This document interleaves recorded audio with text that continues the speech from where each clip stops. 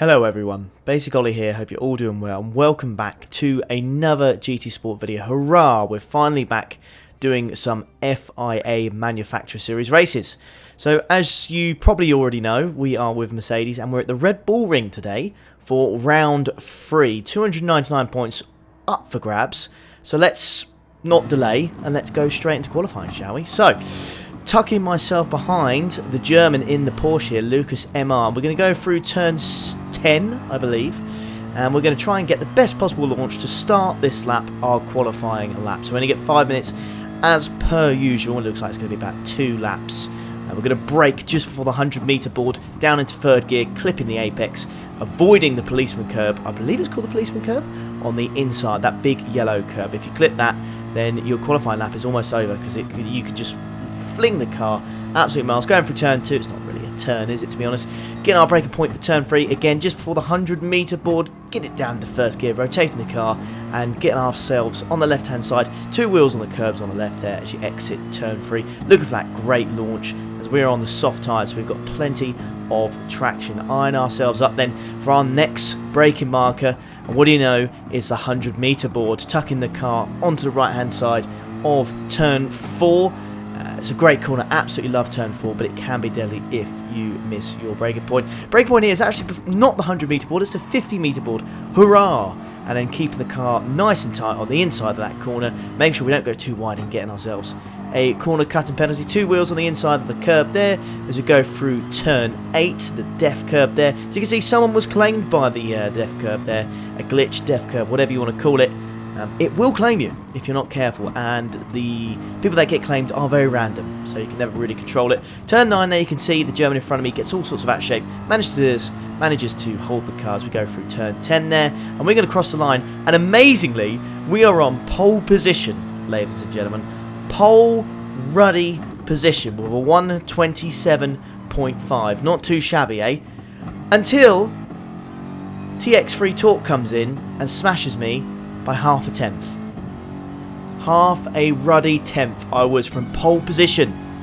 Pole position for the first time in a very long time in FIA race. I cannot tell you the last time I got a pole position in FIA race. I honestly can't.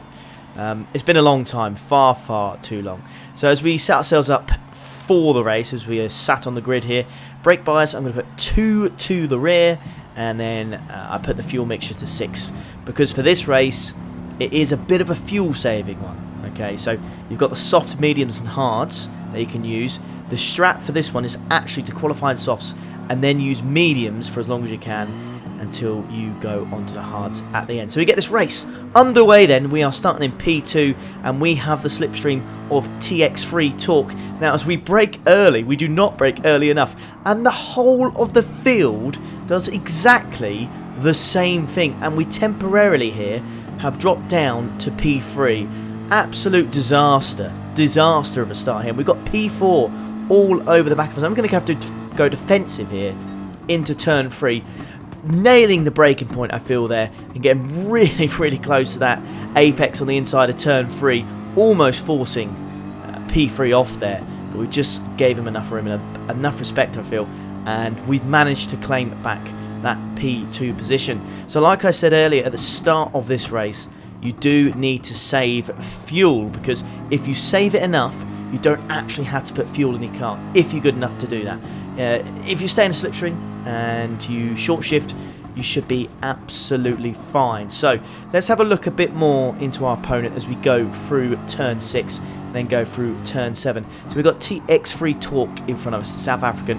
He set the best qualifying time by half a tenth, and he is in the Nissan GTR. So he is going to be a quick boy. I always feel like the GTR, though, never really suits my driving style. It's a very, very hard car to kind of master and control. The rear for me always seems to step out. I think I've got a bit of a heavy right foot, so when it comes to cars that don't really respond well to that, like the Nissan GTR, I personally struggle quite a bit. I do. So we'll see if TX3 Torque here can actually manage to control that torque, funnily enough, on through the rear wheels, and we'll see if we can actually stay with him. So it's very, very important that we do stay in the slipstream for this one for fuel saving and to make sure those times stay nice and quick. If we can stay in the slipstream, we can save fuel, set some super quick lap times here, and yeah, we could be in a real good opportunity of actually winning this race. And we, again, it seems to be a strong point of mine, or maybe of the car, nail the braking point just before turn 3 there.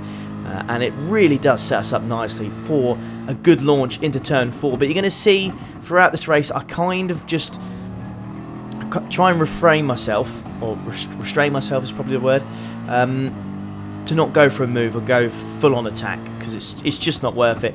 And to be honest with you, I was pushing pretty hard already to stay with this chap, because he was very quick. He was very quick indeed. You can see we're not doing too shabby. You go through turn 7 there. The rear actually steps out quite a bit, and it's annoying every time I lose a tenth or two to TX3 Talk. I'm having to use more fuel to stay with him to make sure I stay within those 3/4 of a second.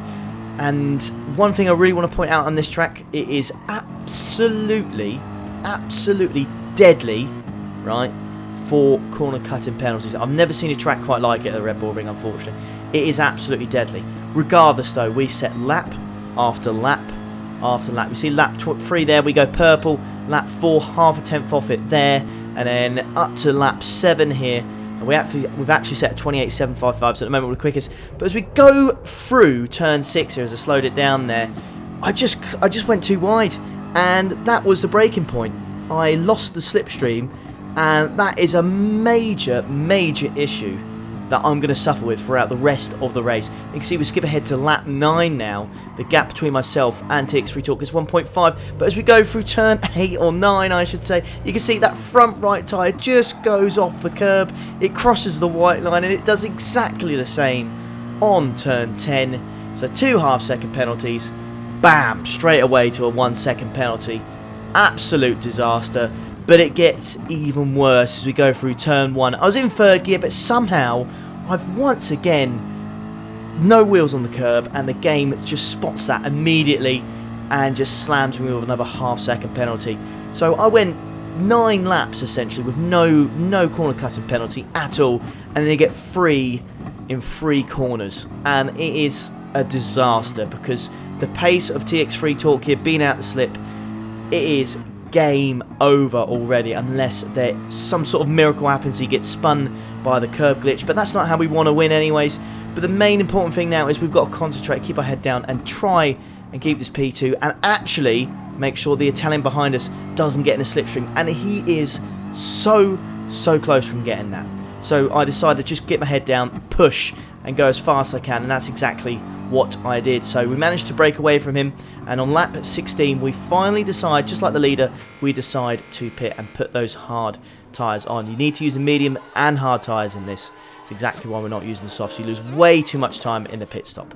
As quick as my pit crew is, it's not going to make a difference, unfortunately. So we're going to come out the pits here, and we should be quite comfortably in P2 here. So we come out the pits here, but unfortunately Sander here has a different idea. He wants that P2 instead.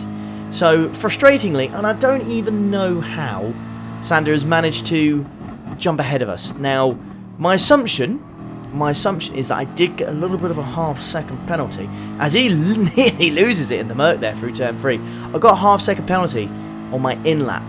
Now, that doesn't sound like much, and it's not much really. It really did cost me about half a second or so. But I think Sander here went for the undercut. So I went on lap 16. I think he went on lap 15, and I think the undercut actually worked for him. Along with that half-second penalty, I think he gained like 3-4 seconds on me. And somehow, he is now ahead of me, and he is out of slipstream range. So we really have to now concentrate, focus, nail those apexes and braking points, and get ourselves back into the slipstream. And this is the perfect opportunity, as Sander there went wide through turn 7, just a shed load of understeer, and we have now got ourselves back in the slipstream range, which is absolutely mega. It's exactly what we need. P2 has finally gone in the pits there with just 1 litre of fuel left, so fair play to him for absolutely maximising it. Now, I made sure I just put a little bit, a couple more, like a, I don't know, maybe like a litre or 2, to make sure that I can actually push till the end. And I'm really glad I did, because you can see Sander here has got some pace. He is very quick, and we're going to have to be on top of our game if we're going to get that position back. So just 2 laps to go.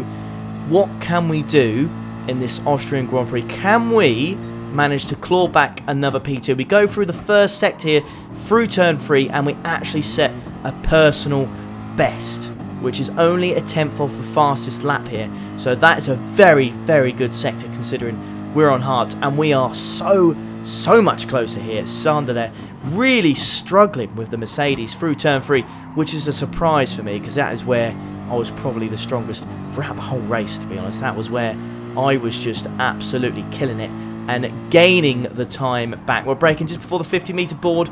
These hard tyres, they are hard tyres and they do kind of suck, but I feel like I got the most out of those medium tyres. If anything, I pitted a little bit too late and I should have whacked these hard tyres on a lap or two earlier. But we live and we learn, right? We live and we learn. And we're still in the slip. We're still in the suck of Sander here. So P1, who's taken it from the previous P1 on the last lap, I should say, has gone in the pits finally. He's on the mediums. I was worried that he wasn't going to pit and I was going to actually be fighting for P3. But once this is all settled and we go across the line, we're actually going to be fighting for P2 here. So I have the slip and I decide to go side by side. I could have waited until up to turn 3, but we're going to go side by side, outbrake Sander here, and we're just going to have a little bit of a collision. We both try and turn in there at the same time. We just clip, and it just causes him to go wide. Thankfully, though, he does not get a penalty, which is awesome to see because this is good hard racing. So he's eyeing up a move around the outside. I'm going to go defensive, go on the inside. Absolutely, it's so important that I've managed to get that right on that turn 3, because if I outbrake myself or brake too early, he easily could have gone around the outside there. So we just about get that right, which is awesome to see. Now he gets the suck. Now he's going to try once again to look around the outside, but what I do here is I just keep an eye on my radar, just react to his braking point and park it on the apex so he can't do that switchback that he was looking for through turn 5, and we prepare ourselves for turn 6. Again, I'm doing the same thing, just putting my car in the right position and keeping it to the inside. And if he tries to go around the outside, it's going to be so difficult through here, so I always make sure I've got the inside line. And we go through turn 8 here, making sure we don't go too much on the curb and get that stupid curb glitch. Now I think he's going to go for the inside, so I cover it straight away, and immediately I make sure I park this car on the apex of the corner so he doesn't do a switchback, and I go straight to the right. Now he's going to look for a lunge around the outside, but there's no way there's room on the outside of turn 10, and we're going to cross the line and we are going to get ourselves a thoroughly deserved P2 there. Absolutely mega result, one of my best results in a very long time.